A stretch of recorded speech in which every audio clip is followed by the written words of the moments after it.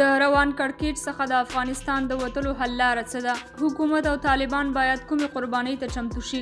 مهم معلومات یې په همدغه ویډیو کې وګورئ او چینل هم سبسکرایب کړئ. هیواد کې رامنځته شوی سیاسي کړکېچ چې د واک ویش سولې او د نوي حکومت بېلابېلې طرحې په بر کې نیسي او خلک هم له موجوده بد وضعیت څخه د تېرېدو انتظار کوي.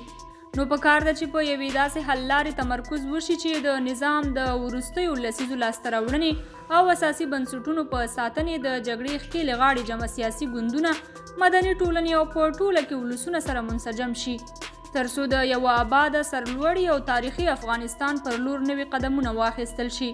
اوس هیواد کې د سولې معاملان دومره پیچلي شوي چې په دې برخه کې هره نوې خبره د افغانانو سربیره د سیمې هیوادونو ته هم د یو نوي ګواښ په توګه ورڅرګندېدلی شي. له 40 زیاتو کلونو راهیسې د نړیوالې ټولنې په ګډون افغانستان کې حکومتونو د یو ډول سولې د ټینګښت هڅې کړي، خو تر ننه یې معقوله پایله نه ده ورکړې. وروسته له هغې چې امریکا له طالبانو سره د دوحې هوکړه وکړه، نو د سولې خبرو رنګ واړوه.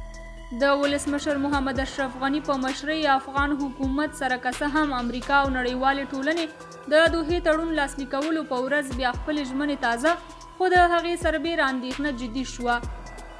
ولسمشر غني او حکومت یې امریکا کې د نوي ولسمشر په راتګ نوې ساه واخیسته، او کله چې د دغه هیواد نوي حکومت د بهرنیو چارو وزیر انتوني بلینکن د دوحې د هوکړې ارزولو خبره وکړه، نو طالبانو د سیمې هیوادونو لکه پاکستان، ایران او ترکمنستان ته سفرونه وکړل. خو حکومت د نظام د ثبات او د جمهوریت تر چتر لاندې د سولې د ټینګښت سورنی بیا تود کړ.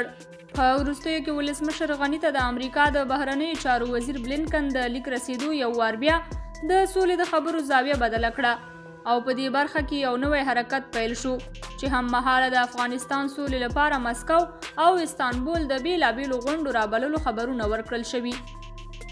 حکومت سره له دې چې په دې غونډو کې برخه اخلي، خو د بلینکن له لیک او داسې طرحو سره چې په کې لنډمهاله یا انتقالي حکومت خبره شوې وي، کلک مخالف دی. دغو غونډو ته د حکومت او طالبانو ترڅنګ د حزب اسلامي د مشر ګلبدین حکمتیار، پخوانی ولسمشر حامد کرزی، مارشال دوستم هم بلل شوي دي. دا بلا وختي وي چې د یادو ناستو د پایلو په اړه سړی څه ووایي، خو له دغه جنجال او کړکېچه د وتلو حل لپاره ځینې ټکي وړاندیزوو. هیواد کې د سولې ټینګښت لپاره کافي ناستې شوي، خو اړتیا ده چې په دې برخه کې یو چټک ګام پورته شي. دا ګام د سیمې له هیوادونو او نړیوالې ټولنې پرته ناممکن دی. اوس د جګړې ښکېلو غاړو جمع سیاسي مطرحو ګوندونو ته یوه ښه چانس په لاس ورغلی، ځکه د روان کړکېچ لپاره د سیمې هیوادونو او نړیوالې ټولنې هم خپلې مټې رانغاړلي. د حکومت په مرکچي پلاوي کې تر ډیره ملي اجماع یعنې د ښځو او ګوندونو ونډه شته. د طالبانو پلاوی هم معلوم دی. که چیرته د حزب اسلامي په ګډون افغانستان کې دننه د ځینو نورو ګوندونو او اغیزمنو سیاسي څیرو یو نوی پلاوی هم رامنځته شي، تر څو په خبرو کې د درېیمې غاړې په توګه برخه ولري، نو سوله به همه شموله او اساسي شي. څنګه چې ترکیه اوس د افغانستان سولې لپاره خپل استازی معرفي کوي، نو له اسلامي نړۍ او نورو هیوادونو سره د افغانستان تعامل په برخه کې ترکیه موثره ونډه لرلی شي. همدغه هیواد کې د 3 اړخیزو ناستو په لړ کې او د نړیوالې ټولنې تر څار لاندې پریکړه وشي چې اوسنی حکومت د روانې دورې تر پایه په خپل حالت پاتې شي. خو د نوو ټاکنو لپاره څنګه چې د ولسمشر غني غوښتنه ده، جدي هڅه وشي. تر هغه د همدغه 3 اړخیزې پلاوي د اساسي قانون د ځینو هغو مواردو پر بدلولو کار وکړي چې نیوکه پرې موجوده ده. هغه ټکی د مشخص شي او د اوسني حکومت په وروستي کال کې د لویه جرګه راوبلل شي، تر څو د وروستیو لسیزو د لاسته راوړنو او اساسي بنسټونو په ساتنې د اساسي قانون د ځینو مواردو بدلولو په اړه پریکړه وکړي.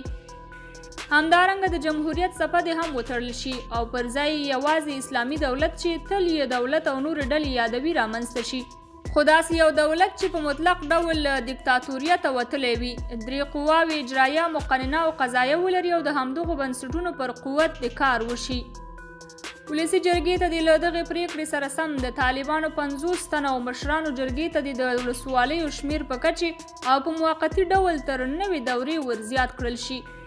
د بلې دورې لپاره د طالبانو زیات شوی سهم له منځه ځي او هر سړی کولی شي چې بیا ځانونه نومان کړي.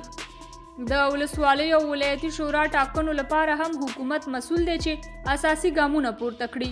هر لوري چې ټاکنې وګټلې د نظام په لا پیاوړي کولو، د بهرني سیاست په ټاکلو، فساد سره مبارزې، د اوبو خوندیتوب او د نن نورو پراختیایي کړنو لپاره له ګوندونو، مدني ټولنو او خلکو سره د یو پرانیستي حکومت په توګه مشوره کولی شي.